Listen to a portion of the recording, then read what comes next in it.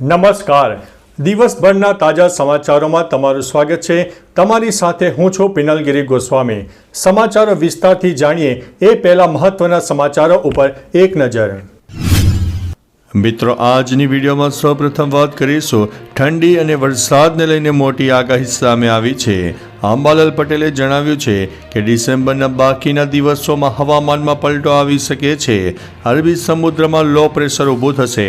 16થી 24 December દરમિયાન અરબ સાગરમાં system સક્રિય થશે, જેના કારણે રાજ્યમાં વરસાદ પડી શકે છે. 22થી 31 ડિસેમ્બર સુધીમાં ઘણી ઠંડી પડશે. જાન્યુઆરીમાં પણ જોરદાર ઠંડી પડવાનો અહેસાસ થઈ રહ્યો છે. તેમણે કહ્યું છે કે મકર સંક્રાંતિથી માર્ચ સુધીમાં કમોસમી વરસાદ પણ થઈ શકે છે. મિત્રો, અન્ય મહત્વના સમાચારની વાત કરીએ તો ખ્યાતિ હોસ્પિટલના કાંડમાં મોટો ખુલાસો સામે આવ્યો છે.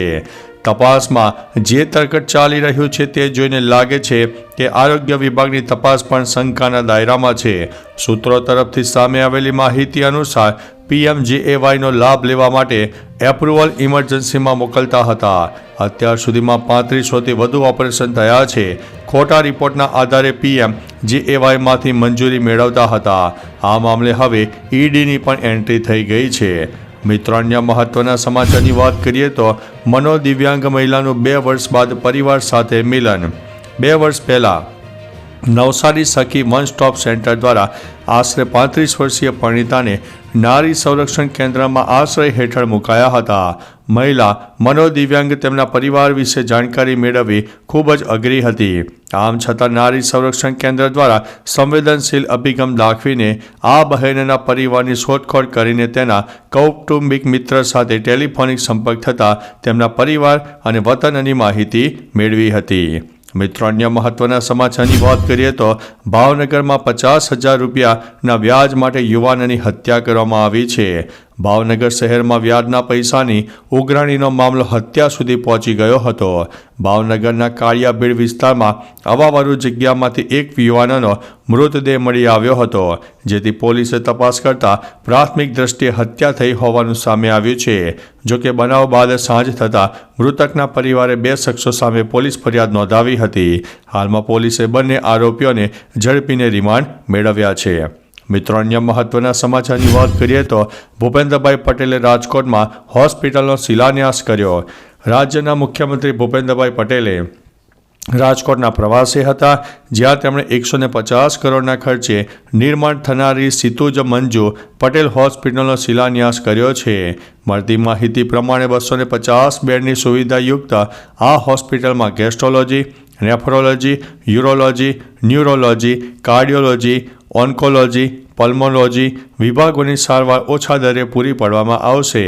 વિશ્વકક્ષાની આંતર માળખાકીય સુવિધાથી સજ્જ હશે. મિત્રો, અન્ય મહત્વના સમાચારની વાત કરીએ તો અમદાવાદ મ્યુનિસિપલ કોર્પોરેશન સંચાલિત શાળાના સમયમાં ફેરફાર કરવામાં આવ્યા છે. ઠંડીનું જોર વધતા અમદાવાદ મ્યુનિસિપલ કોર્પોરેશન સંચાલિત શાળાઓના સમયમાં ફેરફાર કરવામાં આવ્યો છે. વાલીઓની રજૂઆતના પગલે નિર્ણય લેવામાં આવ્યો છે. સવારની પાળીનો સમય 7 વાગે અને 55 મિનિટે અને બપોરની પાળીનો સમય 12:30 વાગ્યાનો કરવામાં આવ્યો છે. શહેરની 451 શાળાઓના સમયમાં ફેરફારનો અમલ થશે. ઉપરાંત આગામી 15 જાન્યુઆરી સુધી શાળા આ સમય મુજબ ચાલશે. મિત્રો, અન્ય મહત્વના સમાચારની વાત કરીએ તો ઝોમેટોએ સરકાર સાથે 803 કરોડની છેતરપિંડી કરી. ઓનલાઈન ફૂડ ડિલિવરી કંપની ઝોમેટોની મુશ્કેલીઓ ફરી વધી રહી છે. ઝોમેટો પર સરકાર સાથે 803 કરોડ રૂપિયાની છેતરપિંડી કરવાનો આરોપ છે. GST દ્વારા ઝોમેટોને 803.4 કરોડ રૂપિયાની નોટિસ મોકલવામાં આવી છે, જેમાં વ્યાજ અને દંડનો પણ સમાવેશ થાય છે. ઝોમેટોએ શેર બજારને પણ જાણ કરી હતી કે તેને ડિલિવરી ચાર્જ પર વ્યાજ અને દંડની સાથે GSTની ચૂકવણી ન કરવા અંગે નોટિસ મળી છે. મિત્રો, અન્ય મહત્વના સમાચારની વાત કરીએ તો નકલી ED અધિકારી આમ આદમી પાર્ટીનો નેતા નીકળ્યો.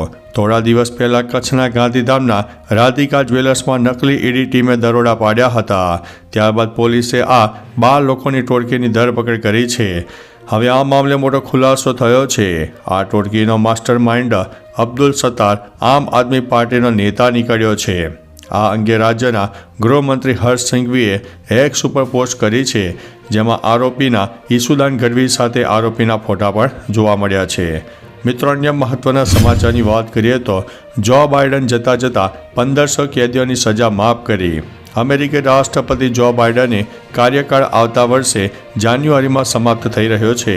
આ પહેલાં તેવા ઘણા બધા નિર્ણયો લઈ રહ્યા છે.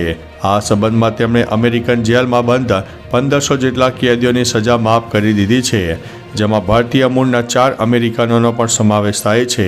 પ્રાપ્ત સમાચાર મુજબ આ 4 ભારતીય અમેરિકનો છે. મીરા સચદેવા, બાબુભાઈ પટેલ, કૃષ્ણા મોટે અને વિક્રમ દત્તાનો પણ સમાવેશ થાય છે. તો ચાલો મિત્રો, ફરીથી દેશ અને દુનિયાના સુપરફાસ્ટ સમાચાર લઈને મળતા રહીશો. ત્યાં સુધી અમને રજા આપશો. નમસ્તે.